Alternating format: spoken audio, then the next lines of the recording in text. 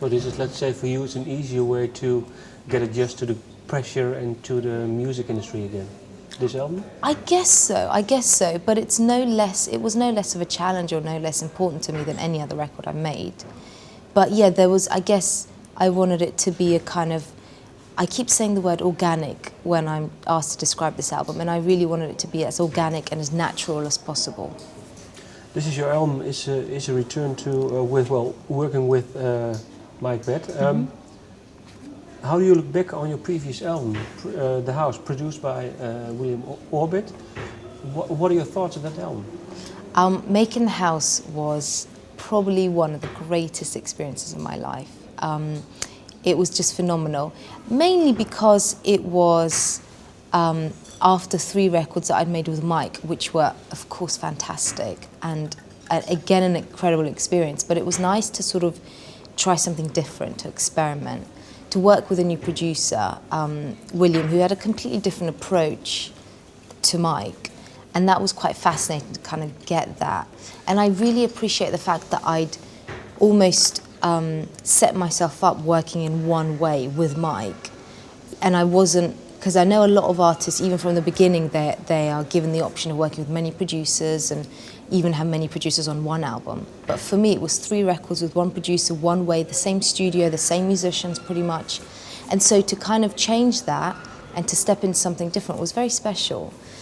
So yeah, it was great. I mean, I look back at it very fondly. I'm delighted to have done it, but it was a real challenge, and it was quite difficult because the songwriting was very intense indeed. But William came on board after all the songs were written.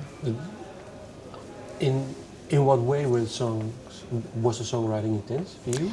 Because I had to, well, it was the first record where I'd written all of the songs, apart from one, whether it was on my own or with other writers. And it was kind of, the songs were very self-reflective, and I used to do a lot of meditation around that time, so it kind of got very surreal and a little bit psychedelic, and kind of, you know, I had to really go deep into my subconscious and really, you know, really kind of dig to get some material. And what did you find out going into your subconscious? Is there one thing that, well, that you found out, you think, hey, I lost that? Well, I think it's quite difficult to put it into words. I think that's why, you know, when you do something like that, you have to have something like music and songwriting to express then your findings. I don't think I could put it into words what I found. I think the best way would be to refer to the songs, and, you know, because in the songs I try to put it into words, but then the music helps to say what you can't say with words.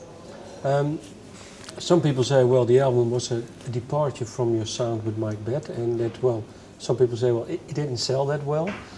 What are your thoughts on that? Well, it definitely wasn't as commercially successful as the first 3 records, but I have absolutely no regrets. You know, sometimes you have to make artistic choices, you know, and you have to kind of really challenge yourself as an artist. You can't kind of, just because something sells, you can't kind of keep doing that same thing. So no, I'm just delighted with how it did, and I think for something that was such a departure and so challenging, I think it still did really well.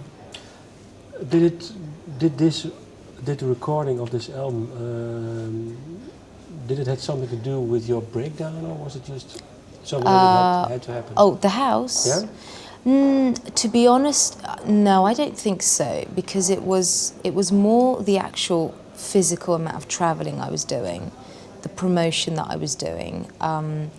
The jet lag got a bit too much. You know, I was sort of hopping all around Europe and all around America, you know, and doing like a video shoot in the night, you know, and it kind of was a bit crazy, and it was an accumulation of sort of 7 or 8 years of doing this non-stop, and I would say that's what led to it. Okay. Well, then you returned to working with Mike Batt. What was it like, the first session? First session?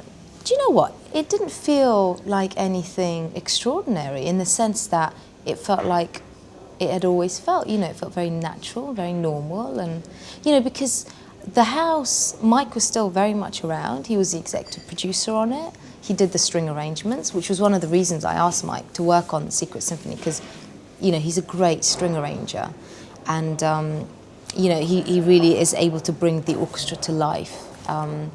So yeah, it just felt fine, really fine. I mean, we started baby steps, really. You know, we started by doing research, by looking for songs, and then the first set. Well, what was special was the first session with the orchestra.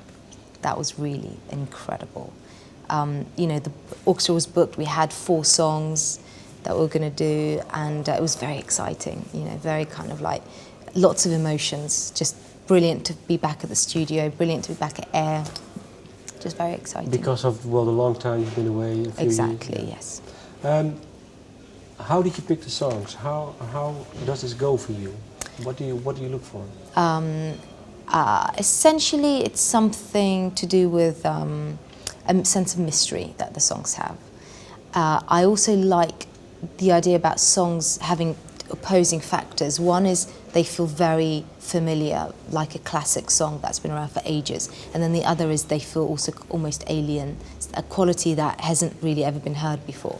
And those 2 elements, to me, is what makes a great song.